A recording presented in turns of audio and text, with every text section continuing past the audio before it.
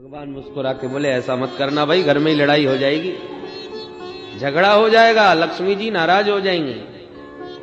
तो पृथु महाराज ने भी कहा सरकार हमें विश्वास है यह जगत जननी माता लक्ष्मी से हमारा कलह हो भी गया, झगड़ा कदाचित हो गया, तो आप तो हमारे ही पक्ष में रहोगे, क्योंकि मैं आपके स्वभाव को खूब अच्छी तरह जानता हूं कि जितने प्यारे आपको अपने भक्त लगते हैं उतनी भगवती लक्ष्मी भी नहीं, भले ही वो आपकी प्राण प्रिया होंगी।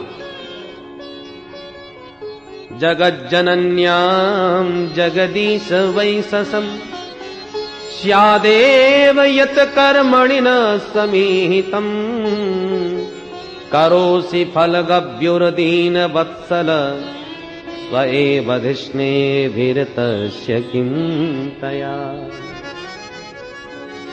जगत जनन्याम जगदीश वैससम, कदाचित जगत जननी से हमारा कोई विरोध हो गया सेवा के लिए आपको लेकर, तो आप अपने भक्तों के ही पक्ष में रहेंगे। दिव्य पृथु भगवान की भावना से प्रसन्न होकर के प्रभु अंतर्धान हो गए।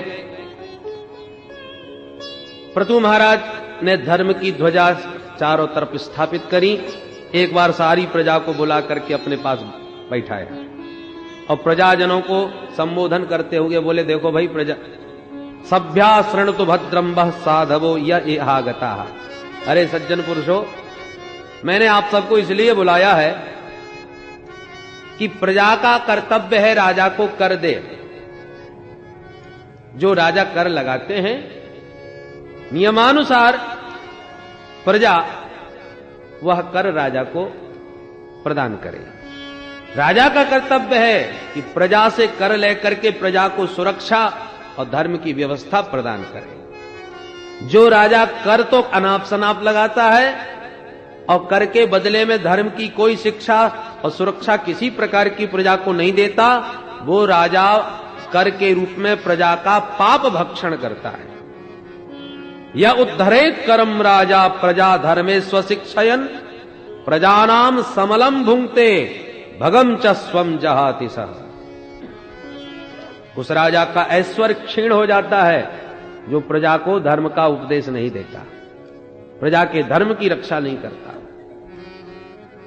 बड़ा सुंदर उपदेश अपनी प्रजा को दे रहे थे। इतने में अचानक आकाश मंडल से ऐसा लगा जैसे 4 सूर्य नारायण प्रकट हो गए, अथवा मानो चारों वेद मूर्तिमंत मानव के रूप में प्रकट हो गए हों। ऐसे 4 ऋषि सनक सनंदन सनातन सनत कुमार सबके बीच प्रकट भये। तुरंत प्रणाम किया पृथु महाराज ने। सारी प्रजा ने उन 4 महापुरुषों का सम्मान किया। पूजनोपरांत पृथु महाराज पूछने लगे, महाराज क्या सेवा की जाए? मैं आपसे कुशलता का प्रश्न तो कर नहीं सकता कि महाराज जी आप कैसे हो, संतों से नहीं पूछना चाहिए। क्यों? कुशलता का प्रश्न वहां किया जाता है जहां कभी अकुशल होने की भी संभावना हो। आज परेशान है, कल सुखी है, तो संसारियों में ये लगा रहता है कि आज भी वो बीमार है, आज वहां ये घटना हो गई, आज उसमें फंस के चारों तरफ प्रपंचों में जूझते रहते। पर जो हर समय ब्रह्मानंद में मस्त हैं, ऐसे ब्रह्म ज्ञानियों से क्या कुशलता का प्रश्न करना, क्योंकि उनके जीवन में अकुशलता कभी आती ही नहीं, वो हमेशा कुशल ही रहते हैं। इसलिए भवत्सु कुशल प्रश्न आत्मा रामेषु नेष्यते। आप जैसे आत्मा रामों से कुशलता का प्रश्न करना उचित नहीं। जिस गृहस्थ के घर में आप जैसे संतों का पदार्पण हो जाए तो वो अकिंचन का भी घर हो तब भी महान है, श्रेष्ठ है, उत्तम है। और यदि घर में चाहे जितने रत्नों के भंडार खजाने भरे पड़े हों और आप जैसे संतों का चरणोदक कभी नहीं पड़ा उस भवन में, तो वो घर उसी प्रकार से है जैसे फलों से लदा हुआ वृक्ष तो है पर बड़े बड़े नागों से लिपटा हुआ है। व्यालालयद्रुमा वैते प्यरिक्ताखिल संपद तदग्रहास्तीर्थ पादीय पाद तीर्थ विवर्जिता। संतों का चरण जो गिरता है, चरणों का जल जो गिरता है उसी को पाद तीर्थ कहते हैं। पाद तीर्थ विवर्जिता, जिस घर में संतों का चरणोदक नहीं गिरा वो घर क्या है?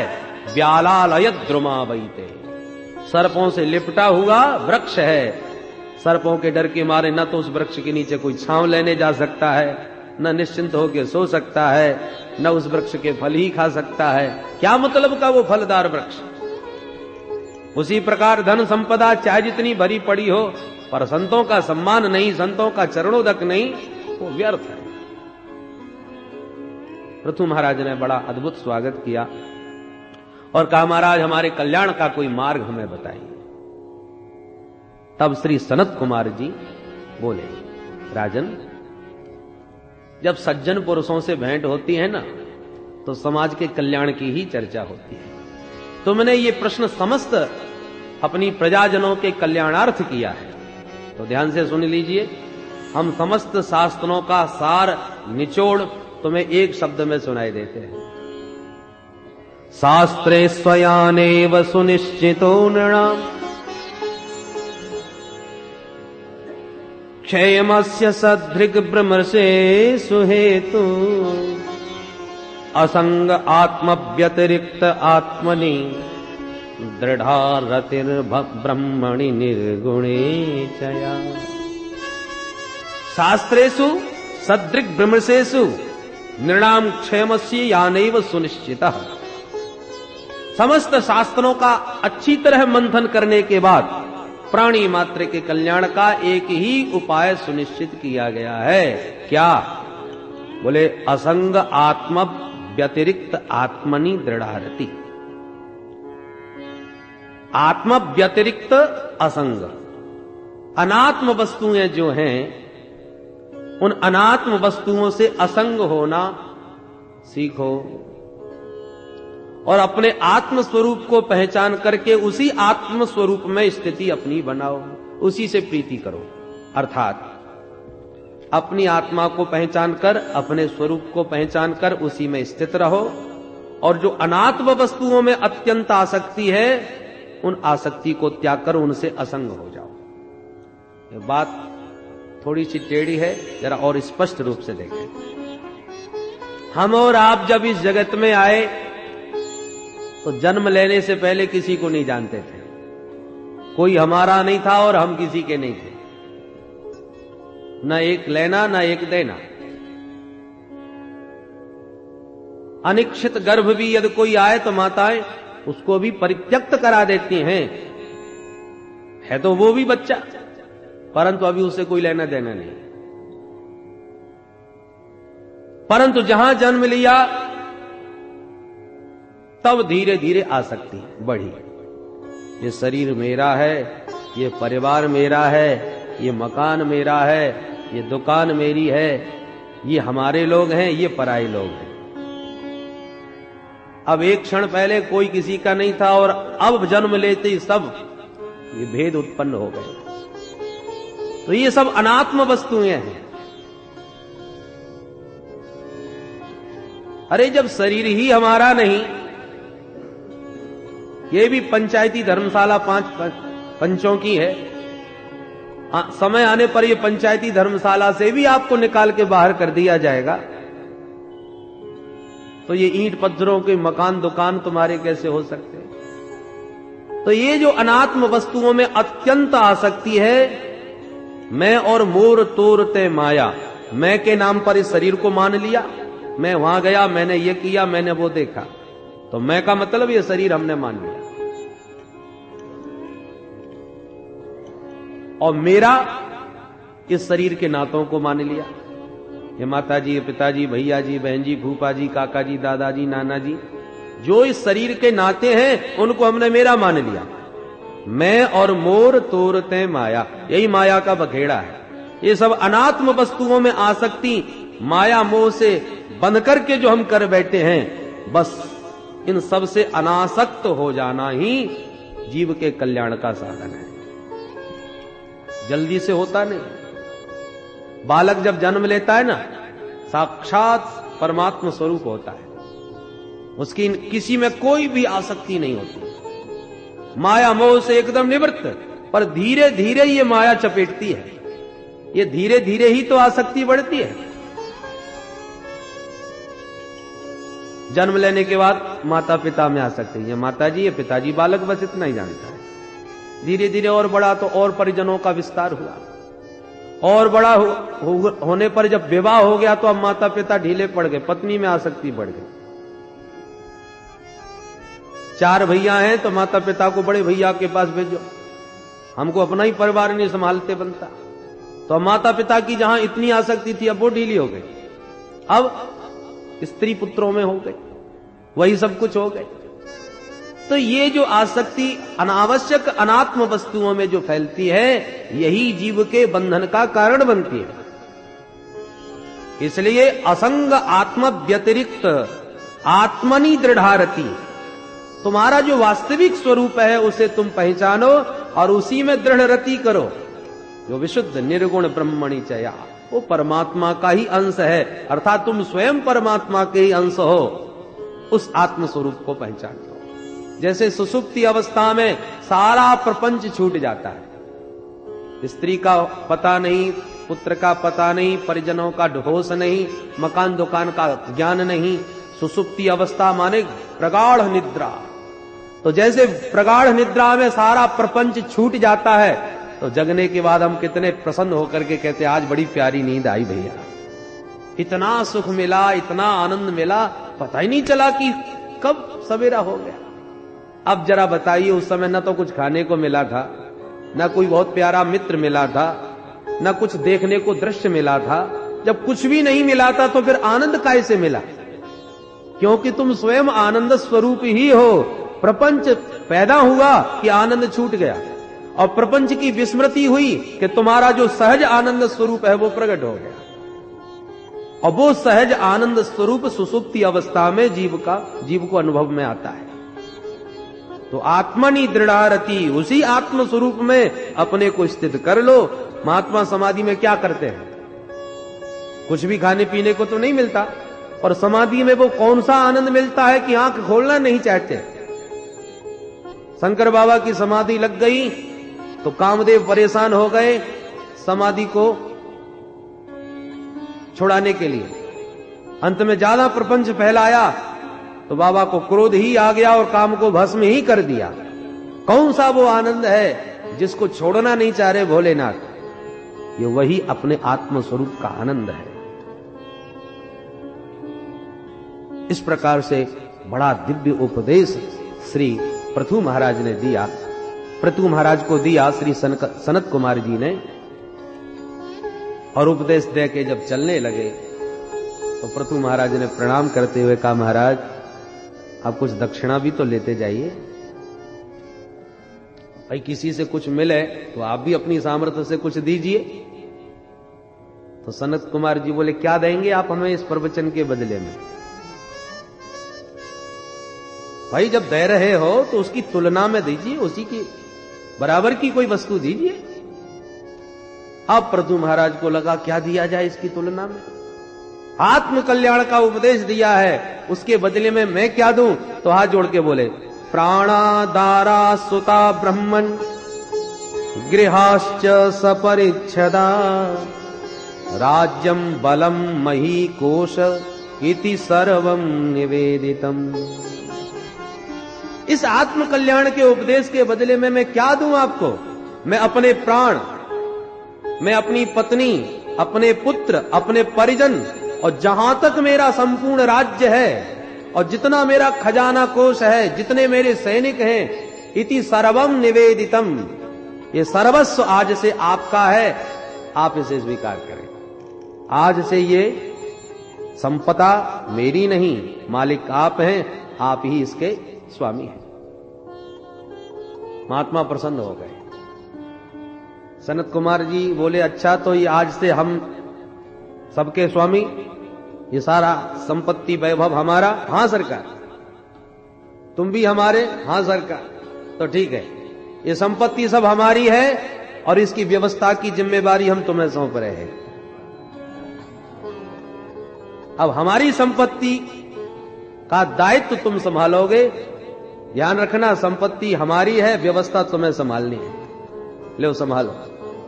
और वही पृथु महाराज को सौंप करके महात्मा अंतर्धान हो गए। बोल सद्गुरुदेव भगवान की। और गुरु शिष्य का स्वरूप ऐसा ही होना चाहिए। शिष्य ऐसा हो जो गुरुदेव को सर्वस्व समर्पण कर दे, मेरा कुछ नहीं, आप ही मालिक हो।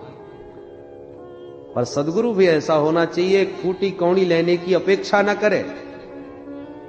जब शिष्य गुरु को सर्वस्व समर्पण कर देता है तो उसे यह ज्ञान हो जाता है कि यह संपत्ति मेरी नहीं, किसी और की है, मैं तो सेवक हूं। उसकी आसक्ति छूट जाती है। फिर वो मुनीम बन करके व्यवस्था बनाता है, मालिक बन के नहीं। बस यही तो विचारधारा बदलने की आवश्यकता है। व्यक्ति जब मालिक बन जाता है तो सुख दुख लाभ हानि में फंस जाता है। और मुनीम बन जाओ तो मालिक कोई और है, क्योंकि लाभ हानि का प्रभाव मालिक पर पड़ता है, मुनीम जी पर नहीं। तो सदगुरु को क्या चाहिए? गुरु माने बड़ा, लघु माने छोटा। बड़ा छोटे को देता है, छोटा बड़े को क्या देगा? यदि गुरु शिष्य से कुछ पाने की अपेक्षा करता है तो वो गुरु नहीं रह गया, वो तो लघु हो गया। शिष्य गुरु को दे रहा है तो देने वाला बड़ा होता है, लेने वाला तो छोटा हो गया। इसलिए ये सदगुरु का जो स्वरूप है वो सनत कुमार जी ने यहां दिखाया। अंतर्धान हो गए। श्री मैत्री मुनि कहते हैं विदुर जी महाराज, इन्हीं के वंश में महाराज प्राचीन वरीही हुए। राजा प्राचीन वरीही बड़े भारी कर्मकांडी, बड़े बड़े यज्ञ कराते हैं, पर यज्ञों में पशु की बलि खूब चढ़ाते हैं, हिंसात्मक यज्ञ किए। तो नारद जी महाराज ने एक दिन आकर के टोका, राजन जितने पशुओं को तुम बलिदान कर चुके हो वो सब देखो ऊपर खड़े। और जैसे ऊपर दृष्टि डाली तो सचमुच आंखें फाड़ फाड़ के वो सब जीव राजा की तरफ घूर रहे थे। राजा बोले, महाराज ये मेरी तरफ क्यों देख रहे हैं? बोले, इसलिए देख रहे हैं कि कब तुम मरो, कब तुमसे बदला लिया जाए। घबरा गए बेचारे। महाराज ये तो वैदिक विधान था और ब्राह्मणों ने, कर्मकांडियों ने ऐसा ही कहा था, तो हमने भी वैसा ही कर दिया। नारद जी बोले, गलत। अहिंसा को परम धर्म मानने वाला वेद कभी किसी की हिंसा का आदेश क्यों देगा? यदि शास्त्रों में हिंसा की बात लिखी है तो वो हिंसा निवृत्ति परक है, प्रवृत्ति परक नहीं। कैसे महाराज? जैसे किसी को बीड़ी पीने की आदत पड़ गई तो गुरुदेव ने पकड़ के डांटा, क्यों रे बीड़ी पीता है? मालूम नहीं आश्रम में निषेध है धूम्रपान। शिष्य बोला, गुरुजी मालूम है, पर क्या करें, आदत बिगड़ गई बचपन से, रहा नहीं जाता। तो गुरुदेव ने सोचा इसकी आदत कैसे रोकी जाए। बोले, अच्छा तो एक काम कर बेटा, हमारी तरफ से तुझे रविवार की छूट देते हैं, तू रविवार के दिन बीड़ी पी लिया कर। अब गुरुदेव को छूट इसलिए देनी पड़ी कि ये कभी मानने वाला तो है नहीं। सप्ताह में जब एक ही दिन पिएगा तब इसकी आदत कम हो जाएगी और धीरे धीरे वो आदत छूट जाएगी। और चेला ने क्या किया कि जो रविवार आया तो स्वयं तो पीता ही था, दूसरों को भी पिलाने लगा। सुनो सुनो, आज इतवार है, आज के दिन बीड़ी पीने का बड़ा महत्व है। किसी ने पूछा, ये कहां लिखा है? किसने कहा? बोले, हमारे गुरुजी ने, स्वयं हमारे गुरुजी ने कहा रविवार को बीड़ी पियो। अब गुरुजी ने तो कहा था आदत कम करवाने के लिए, और तुमने उसे प्रमाण पत्र बना के सबको ही पिलाना चालू कर दिया। परोक्षवादः वेदोयम बालानाम अनुशासन। वेद भगवान परोक्षवादी हैं। जब उन्होंने देखा कि जो हिंसा के बिना रह नहीं सकते उनको कैसे रोका जाए, तो उनको रोकने के लिए नियम बनाया कि भाई हिंसा करनी ही है तो अमुक यज्ञ के समय अमुक पशु का बलिदान कर दो। तो कोई मांस खाने के लिए या पशु का बलिदान करने के लिए तो यज्ञ नहीं करवाएगा। अरे जब इतना बड़ा यज्ञ होगा तब कोई एक हाथ पशु का बलिदान होगा, तो जो रोज रोज की बलि चढ़ रही है उस पर नियंत्रण हो गया कि नहीं? परंतु जो हिंसा के प्रेमी थे उन्होंने उसी को प्रमाण पत्र बना लिया। इसलिए वेदों का अधिकार सबको नहीं दिया। अल्पज्ञ प्राणी सांगोपांग वेद को न पढ़कर एकांगी कोई शब्द पकड़ लिया, अपने मतलब की बात ढूंढ ली और अर्थ की जगह अनर्थ करना चालू कर दिया। उसके तात्पर्यार्थ को तो समझा नहीं। एक जगह लिखा था वेद पढ़ना पाप है, वो सज्जन सबको दिखाने लगे, देखो देखो वेद की पुस्तक में लिखा है वेद पढ़ना पाप है। लोगों को पागल बना दिया। जब एक समझदार के पास आया, पढ़े लिखे के पास आया, उसने कहा भैया ऐसा हो नहीं सकता, लिखा हो। बोले लिखा है, दिखाया, सचमुच लिखा था, परंतु सबसे अंतिम लाइन में लिखा था। पन्ना पलट के जब देखा तो पीछे लिखा था अशौच अवस्था में। तो अशौच अवस्था में माने अपवित्र अवस्था में वेद पढ़ना पाप है।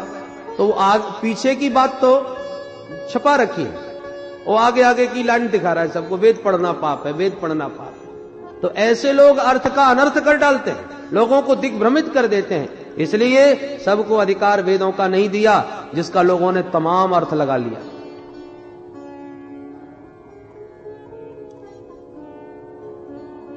श्री मैत्रेय मुनि कहते हैं विदुर जी, जब प्राचीन वरही घबराए कि अब क्या होगा, तब नारद जी ने कहा ध्यान दीजिए, हम तुम्हें एक बहुत बढ़िया कहानी सुनाते हैं, इस कहानी को ठीक से समझ लो, तुम्हारा कल्याण हो जाएगा। सुनाइए महाराज। बोले दो मित्र थे, एक का नाम अभिज्ञात और दूसरे का नाम पुरंजन। दोनों ही घनिष्ठ सखा हैं। सह खेलती खादती स सखा, एक साथ खेलें एक साथ खावें वो सखा। सुवर्णा वेतऊ सद्रसऊ सखायो। तो दोनों परम प्रिय सखा। एक दिन पुरंजन बोला मित्र चलो कहीं घूमने चला जाए। अभिज्ञात ने कहा तुम ही घूमो, हम तो अपने घर में ही भले, पर घूम के जल्दी आ जाना भैया। पुरंजन बोला ठीक है, मैं अकेला ही चला जाता हूं और जल्दी आऊंगा, चिंता न करना। निकल पड़ा।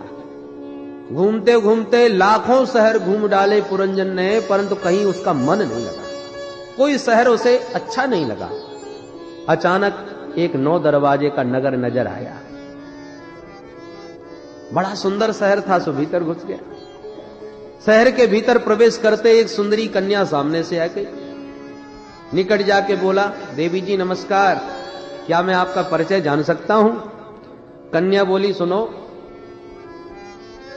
मैं इस शहर की मालकिन हूं। इस शहर में मेरी इच्छा के बिना पत्ता भी नहीं हिलता। ये मेरे 10 सैनिक हैं जो मेरी आज्ञानुसार काम करते हैं। ये मेरा सेनापति है जो इन सैनिकों को संभालता है, और ये 5 मन का नाग मेरे साथ रहता है जो दिन रात रखवाली करता है इस शहर की। मेरा विवाह नहीं हुआ, अकेली राज्य करती हूं इस शहर पर, और माता पिता का मुझे पता नहीं कि मेरे को जन्म किसने दिया। पुरंजन को लगा ये तो कोई बहुत बड़ी मालकिन है यहाँ की। पुरंजन बोला देवी विवाह तो हमारा भी नहीं हुआ। फिर तो दोनों ने ही एक दूसरे को मरवाला पहना करके पसंद किया और विवाह कर लिया। अब तो पुरंजन अपनी पत्नी पुरंजनी में धीरे धीरे इतना आसक्त होता चला गया कि पुरंजनी रोवे तो पुरंजन रोवे, पुरंजनी हंसे तो पुरंजन हंसे, पुरंजनी गावे तो पुरंजन गावे, पुरंजनी नाचे तो पुरंजन भी नाचे। क्वचित गायति गायन्त्याम रुदन्त्याम रुदति क्वचित, क्वचित हसन्त्याम हसती जलपन्त्याम अनुजलपति। क्रीड़ा मृग की तरह है पुरंजन पुरंजनी के संकेतों पर नाचने लगा। एक दिन की बात, एक जरा नाम की कन्या जो इतनी कुरूपा थी कि जिस पुरुष से विवाह की बात करती वही भाग जाता। एक दिन वो चंडवेग नाम के गंधर्वराज के पास जाकर के बोली महाराज मैं बड़ी संसार से पीड़ित हूं, कोई भी मुझे स्वीकार करता नहीं।